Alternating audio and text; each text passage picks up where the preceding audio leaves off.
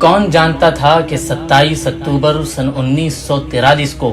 ہندوستان کے صوبہ اتر پردیش کے ضلع سہارنپور کے مشہور قصبہ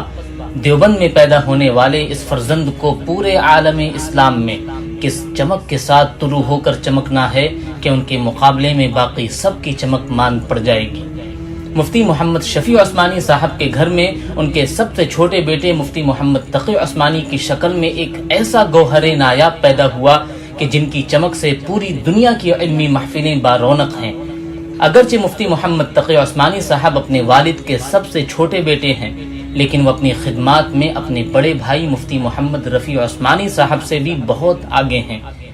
اگر حقیقت حال کو مد نظر رکھا جائے تو موجودہ دور میں اہل حق میں ان کی ٹکر کی کوئی دوسری علمی شخصیت پاکستان میں تو کیا پوری دنیا میں دیکھنے کو نہیں ملتی۔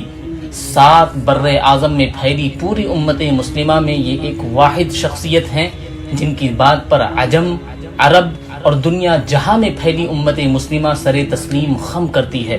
اور ہر مشکل گھڑی میں پوری دنیا کے مسلمانوں کی پہلی اور آخری نظر انہی کی طرف جاتی ہے۔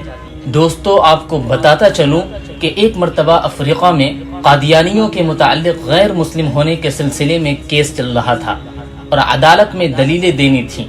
تو افریقہ کے مسلمانوں کی نظر پوری دنیا کو چھوڑ کر اس مقصد کے لیے جس ہستی کی طرف پڑی وہ حضرت مفتی محمد تقی عثمانی صاحب تھے، جو افریقہ والوں کی دعوت پر افریقہ گئے اور کورٹ میں اپنی دلیلوں سے قادیانیوں کو کافر ثابت کرنے میں کامیاب رہے۔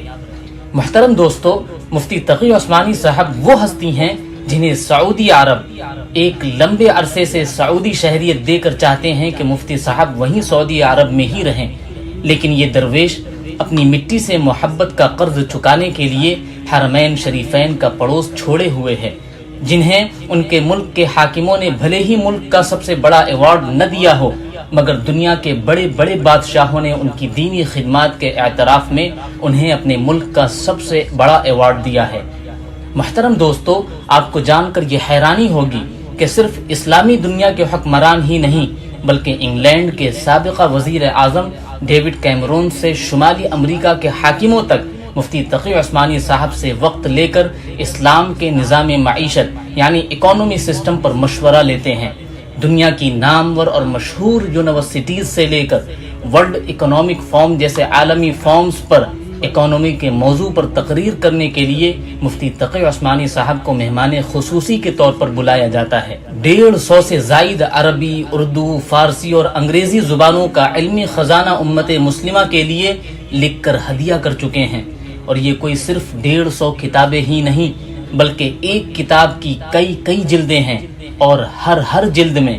ہزاروں صفحات ہیں۔ پاکستان کی ایک بڑی عدالت سپریم کورٹ میں 20-25 سال چیف جسٹس بھی رہ چکے ہیں۔ یہ ایک واحد ایسے مصنف ہیں جنہوں نے آسان ترجمہ قرآن کو زمین کی بجائے دنیا بھر میں سفر کے دوران جہاز پر لکھا اور یوں ایک نیا ریکارڈ بھی قائم کر دیا۔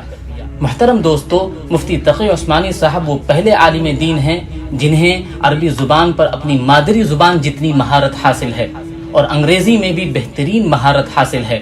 اس طرح دونوں زبانوں پر مکمل عبور کی وجہ سے ان کا لکھا گیا انگریزی ترجمہ قرآن آج یورپ میں مسلمانوں کے گھر میں موجود ہے، جس سے وہ قرآن کریم کو آسانی سے اور صحیح طور پر سمجھ پا رہے ہیں۔